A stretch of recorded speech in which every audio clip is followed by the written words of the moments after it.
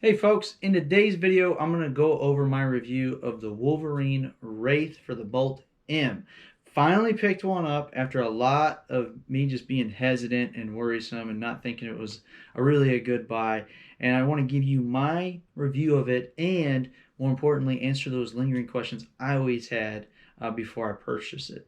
So first and foremost, what is it, right? Well, it's a small little black cylinder, this little guy right here, that you're going to put a CO2 cartridge in, a 12-gram CO2 cartridge, cap it off with a cap, and then you're going to tie it right into your existing regulator. Check that out. Regulator with my new tank.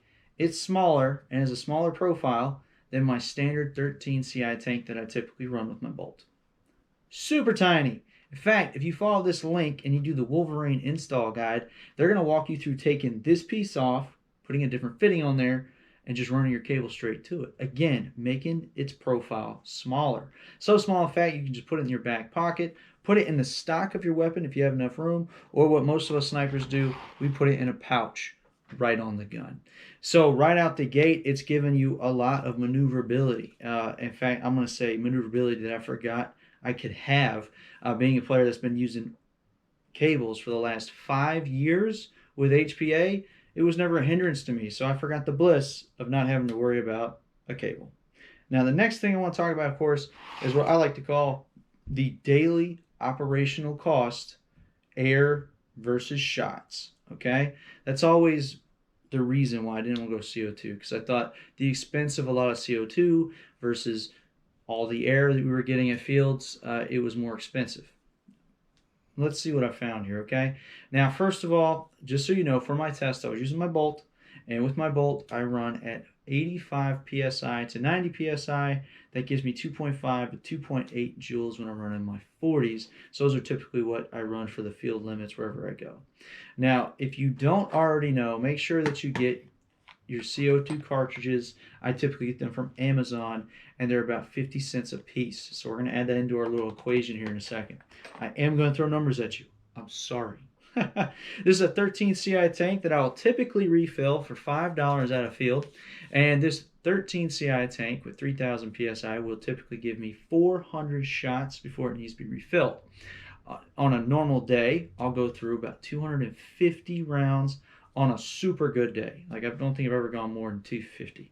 So that means that my standard daily operational cost for this tank for one day to get 250 rounds is $3.13. Pretty cheap. I kind of like that. It's a good number. I can live with that. The Wraith, on the other hand, one cartridge, after testing, will give me actually 90 rounds, and I want to put a little asterisk in there. It actually gives me about 105 rounds. Those last 10 to 15, though, there's a noticeable dip, and you can hear it, losing pressure as it fires. So I will stick to the 90 for my equations here. So one tank, 90 rounds. To get to my 250 daily that I want to aim for, I would need 3 cartridges, which is $1.50, and it gives me 270 rounds. So 270 versus 250, $1.50 versus 313.